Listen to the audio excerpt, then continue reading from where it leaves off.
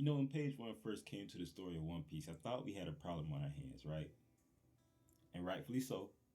Because page one was talking really, really reckless at the beginning, right? Came through wrecking the town, tearing shit up. And, I had a really good first impression of him. I had really high hopes for page one. I thought that, he was going to be a big challenge down the road for somebody to overcome. But it turns out he was a stepping stone for a couple of major characters. So in this video, I'm just going to analyze and break down the dynamic fall of page one. So without further ado, let's get into it. First things first, we got to address, y'all know I'm a Sanji fan. I'm a big Sanji fan. That's my guy, okay? I could go on about this one battle right here for like 5 minutes straight if I wanted to. We had to analyze how Sanji dusted off page one as a warm-up, just testing out that raid suit. Let's think about that for a sec, okay?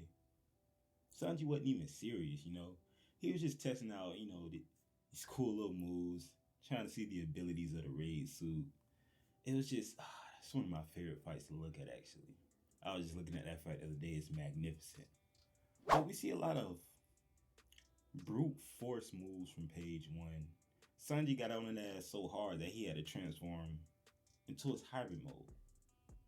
Now, we all know that the hybrid mode is the strongest form of every zone transformation, right?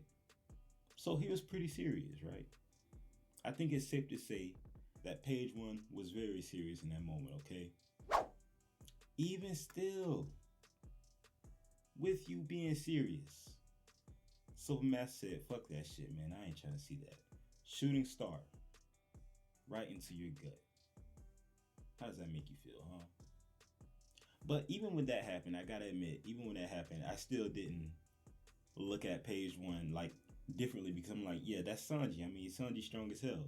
I mean, I thought it would be more of a tough fight, because the way Law built page one up, he's like, hey, page one and Drake are coming and they're problems, okay?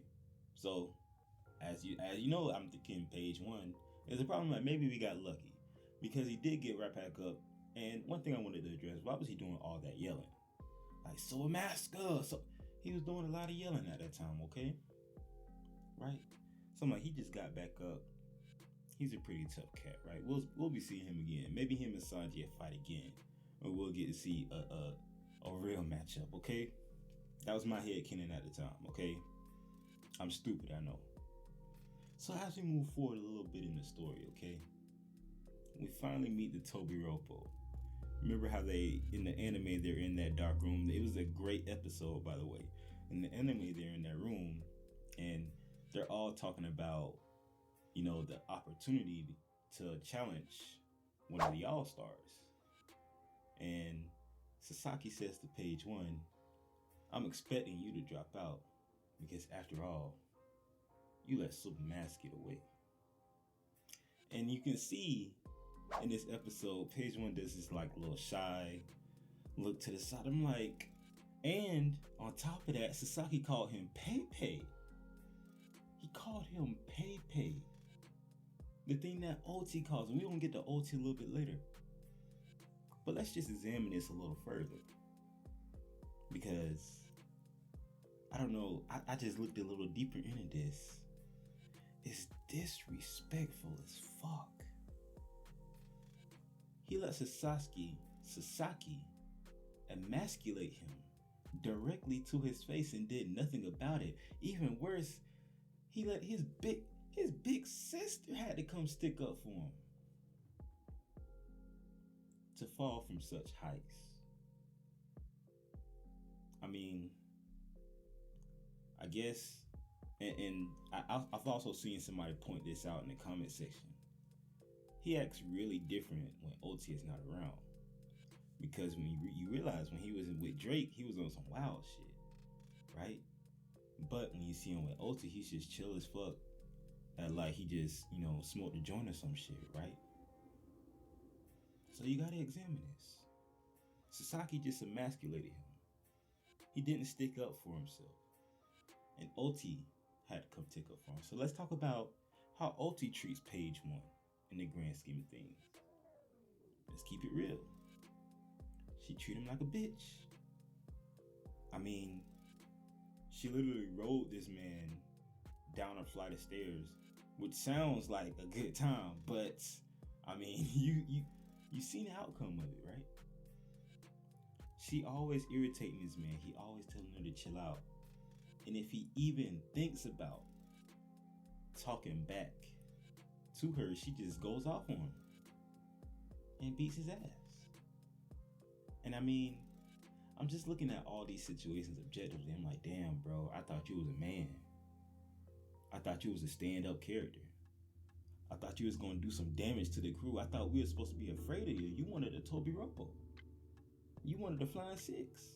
You got the dragon fruit model Spinosaur and you haven't done shit with it. And now I'm seeing you in front of your peers and they treating you like garbage. Right? We know X Drake don't give a fuck about you. He didn't want to do shit with you in the first place. Sasaki just emasculated you to your face. Who said y'all brats are annoying? Black Maria just sees y'all as children. Oti sees you as a dude boy. So ultimately, I've come to the conclusion, you a bitch. And that's just what it is. How could you fall so far from being one of the most anticipated fights among the tobbi roppo? I thought you were gonna be a problem, especially when you and Oti put up on Luffy. And I thought, man, Luffy might. Nah, Oti did all the work. Luffy dusted you off too. But the last point we gotta make is when Big Mom hit page 1 with one of the biggest reality checks of all time. Gave this man the One Piece lawn chair service that we've seen so many times in this one arc. A folding session. Right? And what makes it even worse, I don't think page 1 was the one that Big Mom was mad at. He was just on the receiving end of a conqueror's wrath. And this man has been sitting in the same spot, twitching for like a good 12 chapters since then. Haven't heard from him since. The lawn chair service in One Piece is a real thing. I hope y'all know that. It's being delivered on an almost chapterly basis now. I mean, it's getting a little bit slower now, but the lawn chair service was in full effect for a while there. Page 1 has been getting his time after time. First, Sanji dusted that ass off, right? Had to get that out of the way. We had to set a precedent. You already know. You already know what Sanji on. We gonna dust that ass off and send you on your way. He doing all that wild ass screaming and yelling and shit. Alright, cool. I understand, man. Do your thing. Okay? But then, to let one of your peers disrespect you like that, you ain't gonna say shit? Man. I expected more from you, page 1. This is a disappointment letter. I expected more from you, page 1. We all did. We expected better. We didn't see you use no hockey, right? We didn't see you use no special techniques other than trying to bite people and thrash your tail.